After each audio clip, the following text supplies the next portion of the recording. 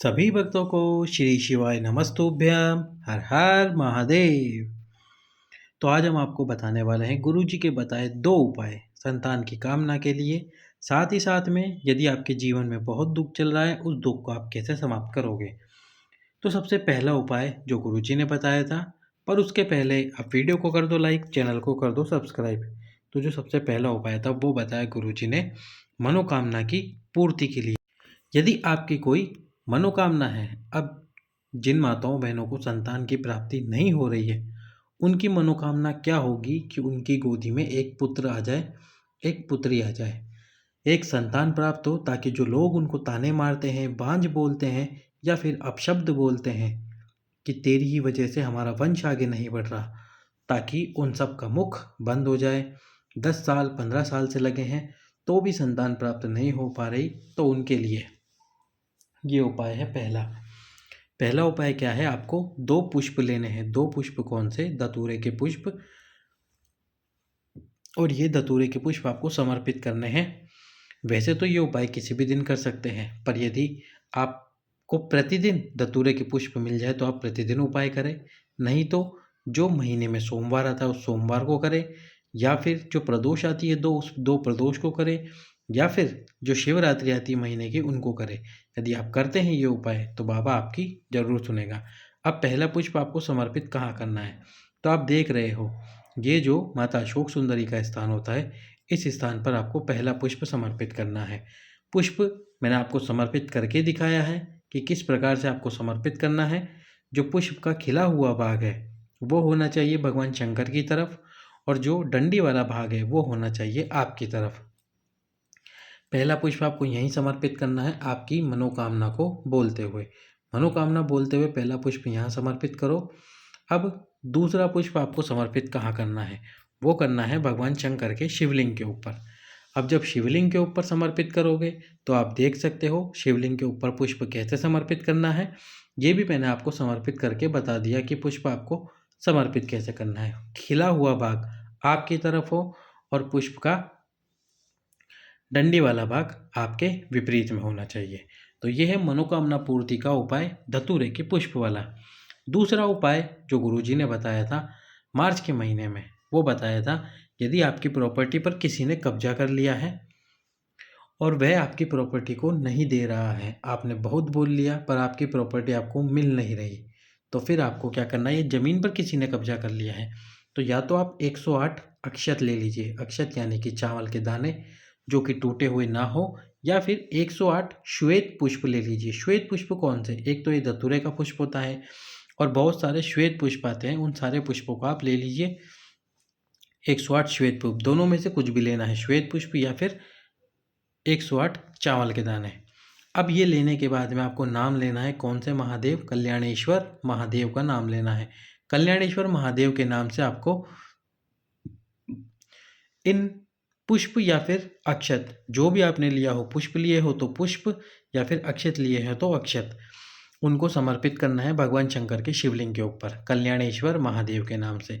जब 108 पुष्प या अक्षत आप समर्पित कर दो, जब सारे समर्पित कर दो एक एक करके, उसके बाद में जो भी आपने समर्पित करा है, जैसे आपने मान लीजिए चावल समर्पित करे हैं, तो चावल का एक दाना उठा कर लेके आओ,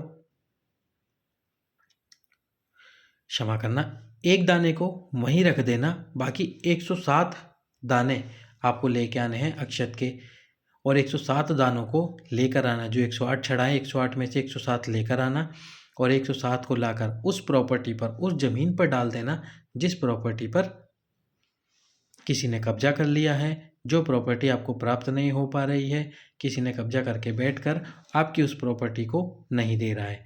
तो कल्याणेश्वर महादेव के नाम से 108 पुष्प या चावल समर्पित करके 107 वापस लाकर उस प्रॉपर्टी या ज़मीन पर डाल दीजिए। अगला उपाय, अब अगला जो उपाय है वो है अपने पति का मन लगाने के लिए, या आपके पति का मन किसी भी कार्य में नहीं लगता है, या फिर वह बहुत ज़्यादा ही शराब पीते हैं, किसी नशे के आदी हैं, उसके लिए आपको करना क्या है। एक बेलपत्र लेना है और बेलपत्र की नीचे वाली दोनों पत्तियों पर, इन दोनों पत्तियों पर आपको लाल चंदन लगा देना है। ये जो बेलपत्र है इस बेलपत्र की दोनों पत्ती पर आपको लाल चंदन लगाना है, ये नीचे वाली दोनों पत्तियों पर। जब दोनों पत्तियों पर अच्छे से लाल चंदन लगा दो, उसके बाद में ये जो नीचे डंडी होती है, इस डंडी पर भी आपको चंदन लगाना है। कौन सा चंदन? पीला चंदन।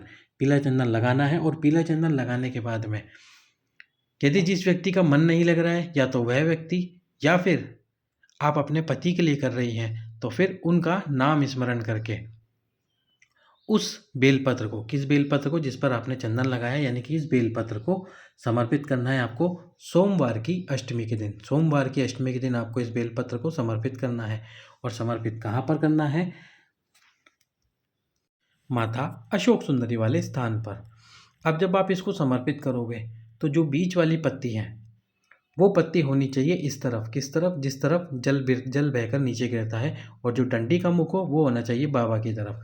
बाबा की तरफ डंडी होनी चाहिए और बीच वाली पत्ती होनी चाहिए नंदी जी की तरफ। तो इस प्रकार से आपको ये समर्पित करना है बेलपत्र, अपने पति का नाम स्मरण करके। या जिस व्यक्ति का मन नहीं लग रहा है, वह स्वयं भी उपाय कर सकते हैं। सोमवार की अष्टमी के दिन यदि आप ये उपाय कर लेते हैं, तो जो माताएं बहनें उपाय करेंगी अपने पति के लिए, उनके पति का मन लगना प्रारंभ हो जाएगा। अगला उपाय जो गुरुजी ने बताया था, वैशाख महीने में वो बताया था उपाय, और वो वैशाख महीने का उपाय था संतान की प्राप्ति के लिए, संतान की कामना के लिए। उपाय क्या था कि आपको 2 कलश लेने हैं, एक मिट्टी का कलश और एक तांबे का कलश। 2 मिट्टी के कलश लेने, एक मिट्टी का कलश और एक तांबे का कलश लेकर जाना है पति और पत्नी दोनों को। वैशाख महीने में किसी भी दिन उपाय कर सकते हैं।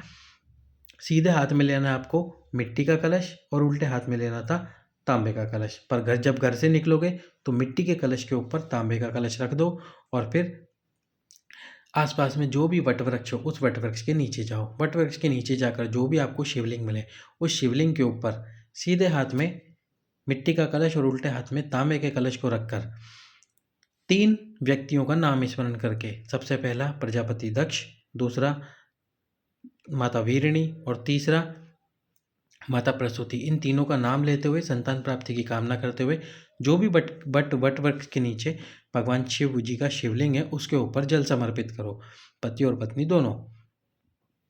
उसके बाद में उस जल को जो आपने समर्पित करा है, उसको यही तीनों को फिर से नाम स्मरण करके, कौन से? प्रजापति दक्ष, माता वीरणी और प्रसूति का नाम स्मरण करके उस जल को पी लीजिए।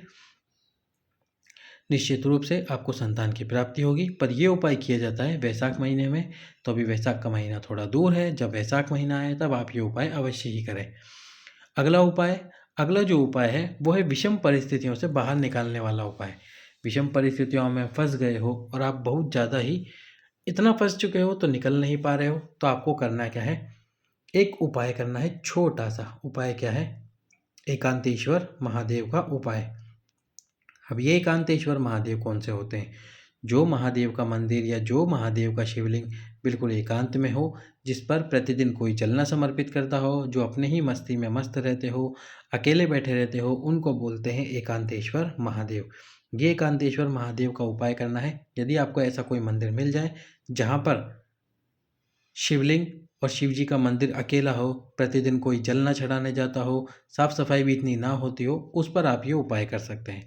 पर यदि आपको ऐसा मंदिर ना मिले, तो आपके ही शहर में किसी भी एकांत स्थान पर जाकर एक वृक्ष के नीचे उसी की मिट्टी को उठाकर एक शिवलिंग का निर्माण करो। जब आप एकांत में जाके ये कार्य करोगे, तो इस शिवलिंग का नाम होगा एकांतेश्वर शिवलिंग, और ये स्थान कहलाएगा एकांतेश्वर महादेव का स्थान। इस स्थान पर जाकर आपको आपकी परिस्थितियों से निकलने के लिए, आपकी दुख तकलीफ को दूर करने के लिए 5 वस्तुएं समर्पित करनी है। पहले नंबर पर है बेलपत्र, फिर है एक अक्षत, उसके बाद है एक दुर्वा, साथ में है एक सफ़ेद पुष्प और एक है शमी का पत्र।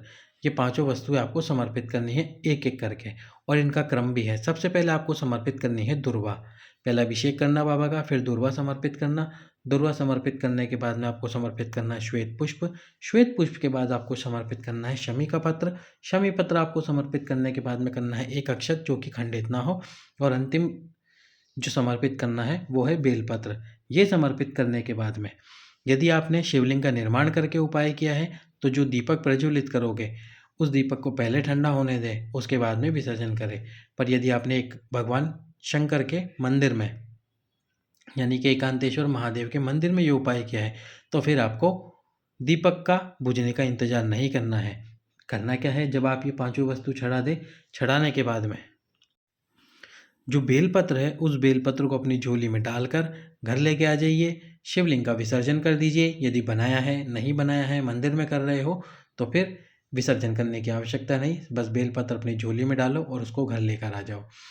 बाबा की ऐसी कृपा होगी कि जिस परिस्थितियों में आप फंसे हुए हो उन परिस्थितियों से अपने आप ही बाहर आ जाएगो, आप बाहर आ जाएंगे। आपकी जो भी समस्या चल रही होगी वह समस्या भी समाप्त हो जाएगी। अब एक और उपाय गुरुजी ने बताया था, वो उपाय था अमावस्या वाले दिन करने के लिए।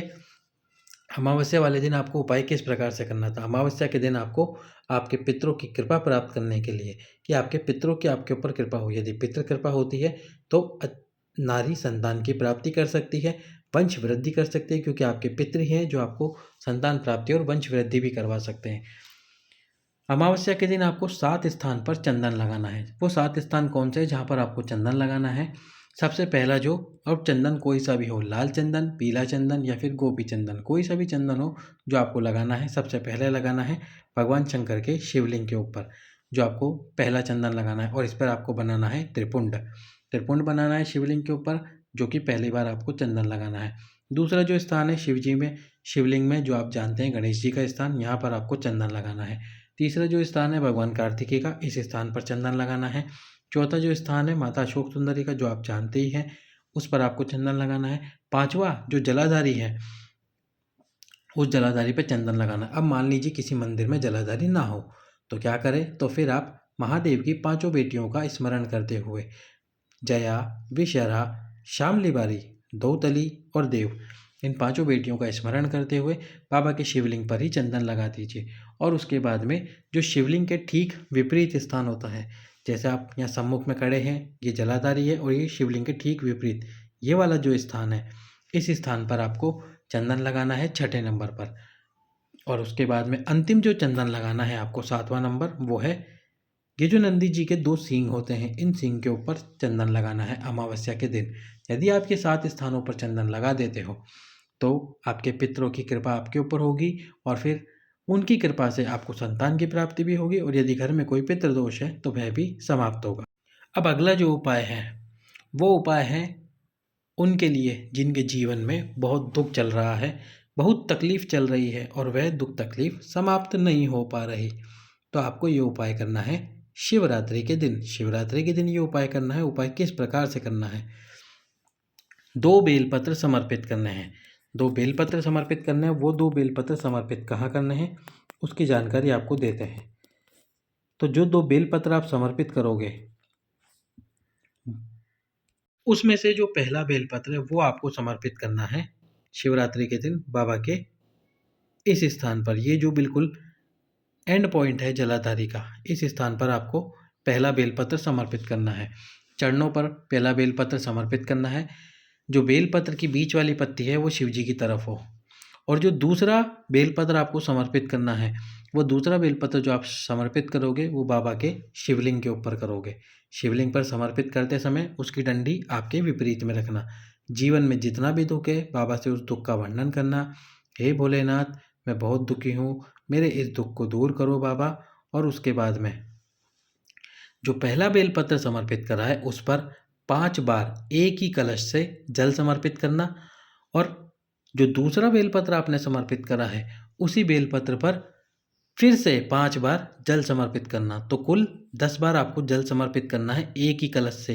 यानी कि जो आप एक कलश हो आपके पास में जिसमें आपने जल भर रखा हो, उससे 10 बार जल समर्पित करना है। पहले 5 बार ये जो यहाँ पे बेलपत्र समर्पित करा है इस पर, और दूसरे 5 बार इस शिवलिंग के ऊपर जो समर्पित करा है बेलपत्र इस पर। तो 5 बार समर्पित करना जल दोनों बेलपत्रों के ऊपर। जीवन में जितना भी दुख चल रहा होगा बाबा उस दुख का निवारण अवश्य ही करेगा। अगला उपाय जो नौकरी के लिए बताया गुरुजी ने, जिनकी नौकरी नहीं लग रही है वह बालक बालिकाएं क्या करें? एक बेलपत्र को छोड़कर एक दुर्वा, जो एक दुर्वा आती है, उस दुर्वा को शिवलिंग के ऊपर प्रतिदिन समर्पित करें, और प्रतिदिन समर्पित करने के साथ में ही एक कलश जल भी समर्पित करें।